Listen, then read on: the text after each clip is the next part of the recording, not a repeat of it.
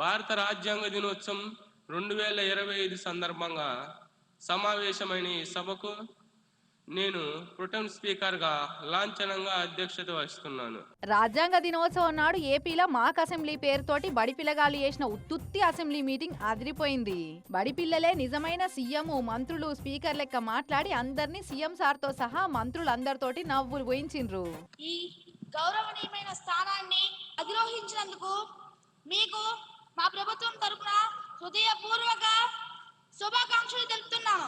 ఇట్లా ఎప్పుడు ఆలస్యం ఎమ్మెల్యేల జాగల కూసిన పిల్లగాళ్ళంతా బల్లలు చరిచిండ్రు.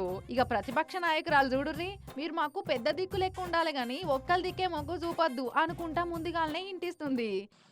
స్పీకర్ కుర్చీలో కూర్చున్న తర్వాత మీకు పార్టీ ఉండదు, కేవలం న్యాయం మాత్రమే ఉంటుంది. ప్రభుత్వం తమ మెజారిటీతో మా గొంతు నొక్కాలని చూస్తే మాకు రక్షణగా నిలబడాల్సింది మీరే. ఇక వీళ్ళిద్దరు ఇట్లానే వరకు స్పీకర్ మేడం కూడా అప్పటిదప్పుడు ఎవరి దాలకి ఇచ్చి పడేసింది. ఈ కుర్చీకి కుడి ఎడమలు ఉండవు, కేవలం రాజ్యాంగం మరియు సభా నియమాలు మాత్రమే ఉంటాయి. ప్రతిపక్షానికి తగిన సమయాన్ని ఇస్తాను.